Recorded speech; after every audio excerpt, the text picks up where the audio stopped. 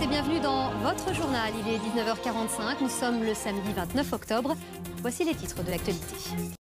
Les éoliennes créent la polémique. Le parc français ne cesse de se développer. Plus de 2000 éoliennes sont implantées sur notre territoire et 400 nouveaux appareils sont installés chaque année. Mais régulièrement, les riverains se plaignent de nuisances, comme cette habitante de la Somme qui ne peut plus dormir chez elle. François Vignol, Yaël Goujon et Claire-Hélène Bousgarou.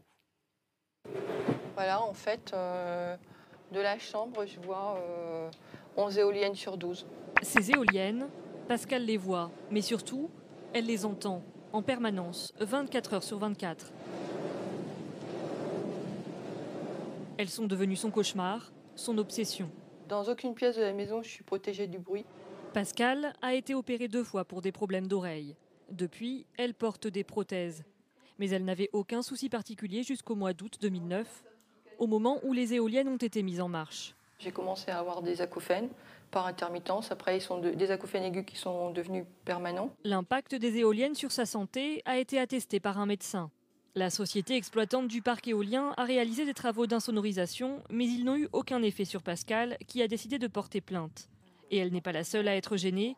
Une pétition circule dans le village. 39 foyers se plaignent du bruit provoqué par les éoliennes. C'est de pire en pire. On entend de la ferraille qui tourne.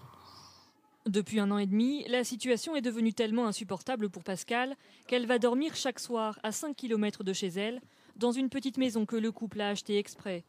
Mais elle dort sans son mari, qui reste avec les enfants. Une solution insatisfaisante, mais la seule qu'ils aient trouvée pour l'instant. La société exploitante affirme, elle, qu'elle respecte la réglementation et qu'il n'est pas possible d'établir avec certitude que cette gêne provient de la présence des éoliennes. Plusieurs riverains et associations ont porté plainte ces dernières années. Des plaintes souvent rejetées, car aucune étude officielle n'a jusqu'à présent prouvé les risques sanitaires des éoliennes.